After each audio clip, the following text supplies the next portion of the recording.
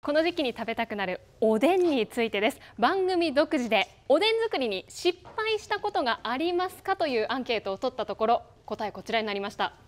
あると答えた方が 58%。これは多いですよね。ちょっと簡単なイメージもあるおでんですけれども、よく考えると細かい失敗ってありませんか？味が染みなかったりとか、味が濃くなったりとかってことですよね。そうなんです。なので今日は失敗しないためにもおでん作りの裏技をご紹介します。寒い時期に食べたくなるおでん、皆さんは上手に作れていますか？うまく味が染みていかないというか、ゆで卵がうまくいかない。大根が硬い。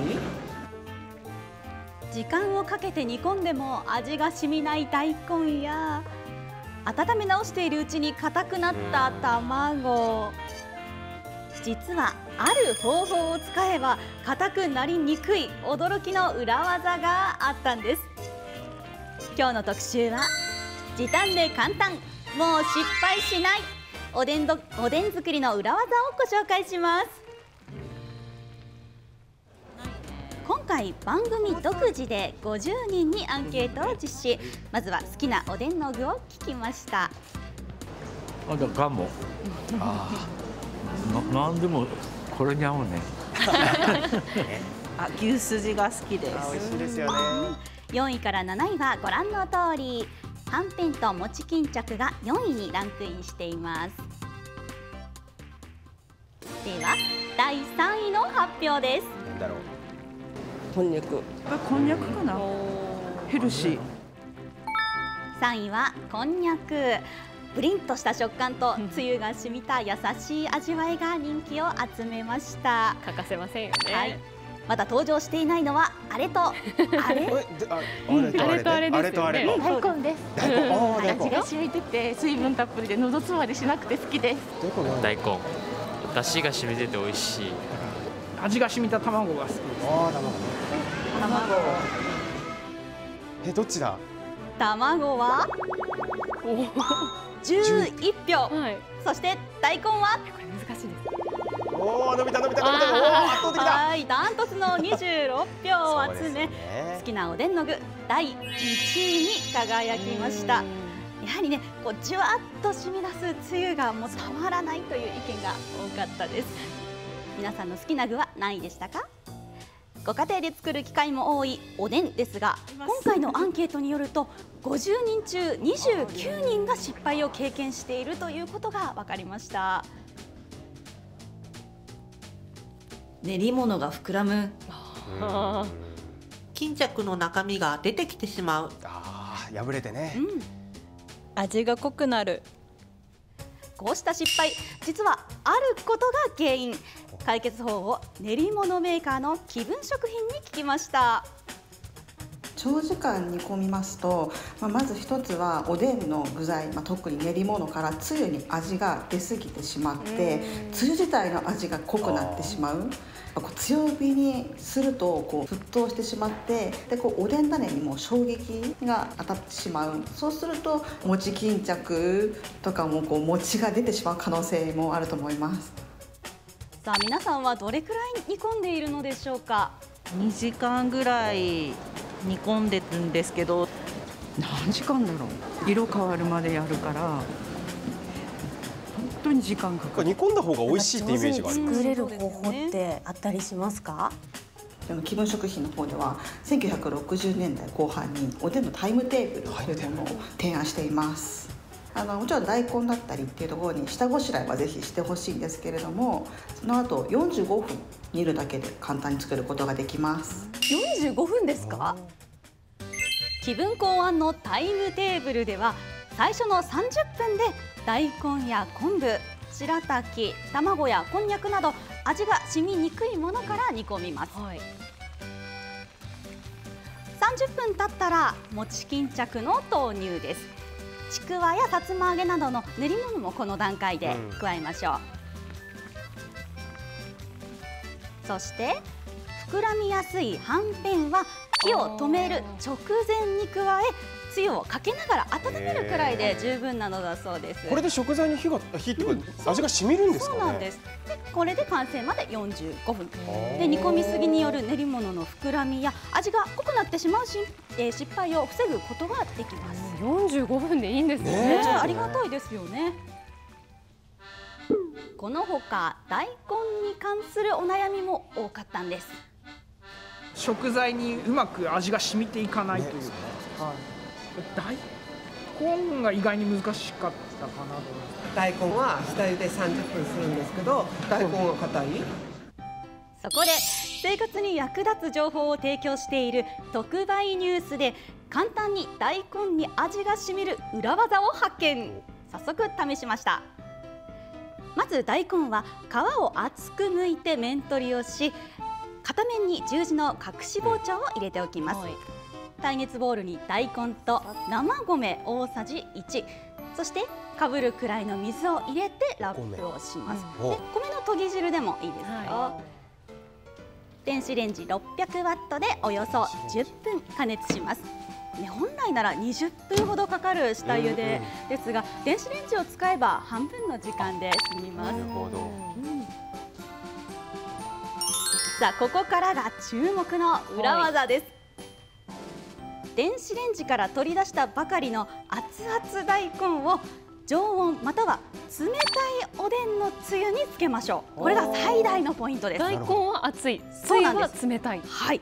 でこれでわずか5分で味が染みるんです。温度差があることでお互いの温度を均等にしようという働きで、熱々の大根に冷たいだしがどんどん中に入っていくという。勝手にどんどん染み込んじゃうんですね。そうなんです。そういう仕組みなんです。火にかける必要もないんですよね。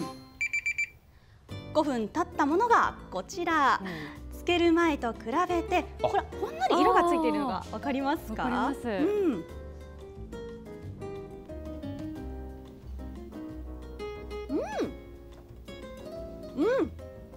すごい。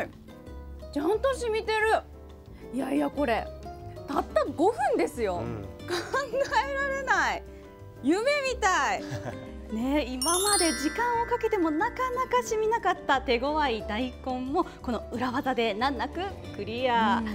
あとは火にかけてしっかり煮込めば思った以上に時間を短縮できちゃうんです。さらにまたちょっと柔らかくなるんですね、煮込んだらね。そうなんです。さてアンケートでは定番の好きな具以外にちょっと変わった具材も聞いてみました。アレンジ知りたいです。はい。ほうれん草を一緒に入れる。でもおばあちゃんがよく作ってくれたので、結構我が家では日常って感じです。美味しそう。白菜キムチ一緒に煮込みます。最近入れます。寒くなってきてから温まりそうですね。試してみたいですよね。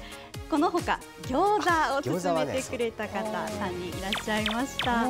確かにどれも美味しそうですよね。そしておでんが看板メニューの居酒屋さんでもちょっぴり変わった具材がありました。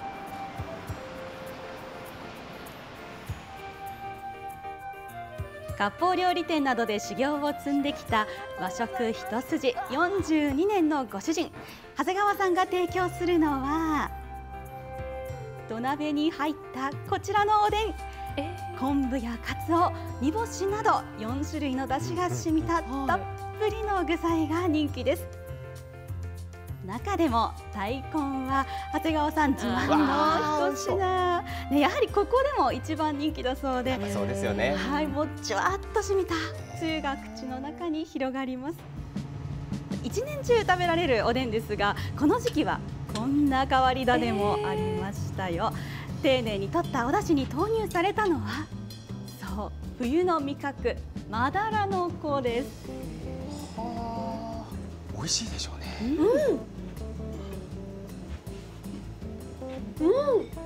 おでんのお出汁にすごくよく合いますね。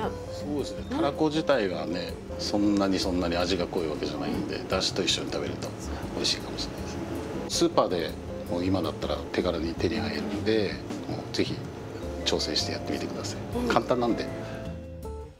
そしてもう一つ、これ絶品でしたよ。具材の旨味が溶け出したおでんのつゆをだし巻き卵に使いました。だしとだしのコラボレーションですから、これ。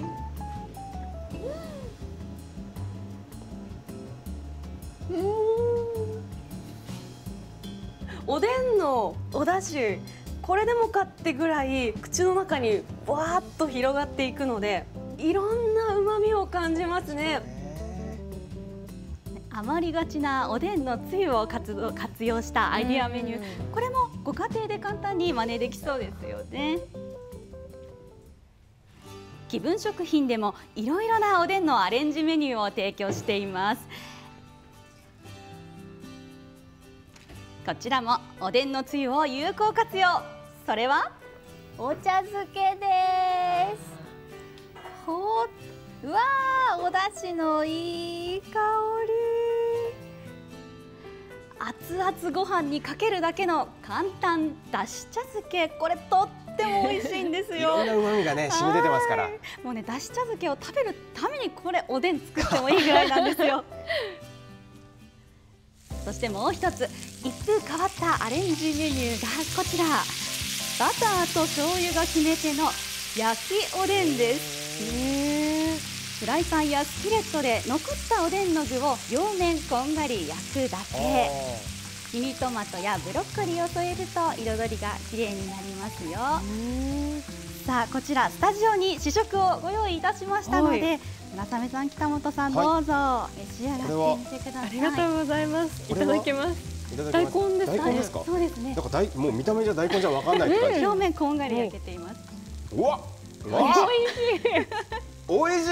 おでんでは感じたことのない香ばしさとバターのコクと、焼くのもありですね。美味しいです。なんかお出汁がねすごく効いてるから香ばしさとの相性がすごくいいです。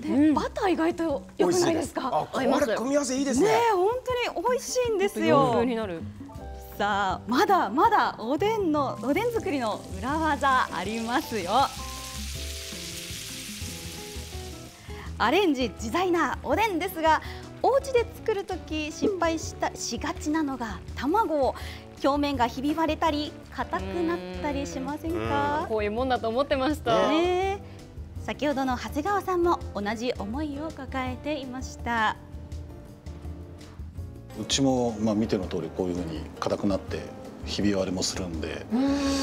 はい。でもおでんの卵ってそういうそんなもんだと思うんですよね。そこで鶏と卵の研究所の所長、八田はじめさんにお話を伺いました。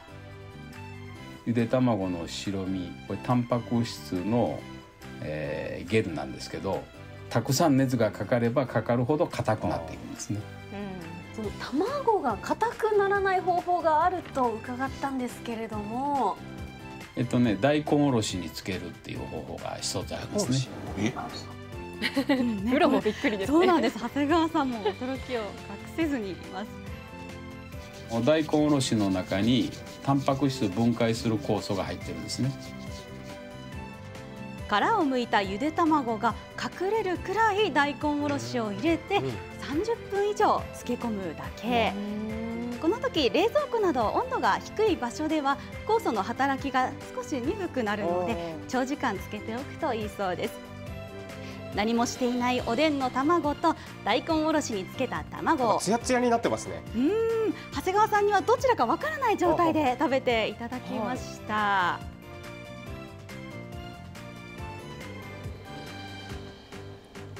こっちも食べていいですか。はい、どうぞ。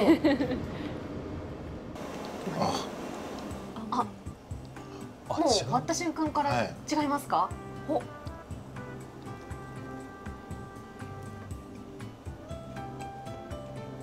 じゃあ長谷川さん、今2種類召し上がっていただいて、どうですか。明確な違いはあったところはどんなところですか。そうですね。箸を入れた瞬間が全く違うっていうのがありますね。最初に入れた方が柔らかいですよ。はい。後の方はもう硬いなっていうの。おでんの卵が硬くならない裏技、それは大根おろしにつけるというプロも驚きの方法でした。これだけでそんなに差が出るんですね。そして卵ゆでといえば卵がうまく剥けなくて、卵の皮がうまく剥けない。これも鶏と卵の研究所の八田さんが解決。卵の底の部分、丸くなっている方をスプーンで叩き、ひびを入れてから茹でます。割れた部分から小さな泡が出ているのが見えますかね、はい、これは炭酸ガス、殻が剥きにくくなる原因の成分で、これを放出することで、これってもしかしてこのままいけちゃう？わー、気持ちいいですね、これは。そういう本当に気持ちいいので、皆さんもぜひお試しください。おでんの失敗から学ぶ時短簡単裏技、いかがでしたでしょうか。決して難しくないですし、煮込む時間も短くなるんだったらよりそっちの方がいいですよね。やっぱりもうここのところはもう気温差もすごいですから、こういったものを美味しく食べてね、なんとか乗り越えたいところでありますよね。いろんなアレンジもありますから、ぜひお試しいただきたいです。おでんの活用法でした。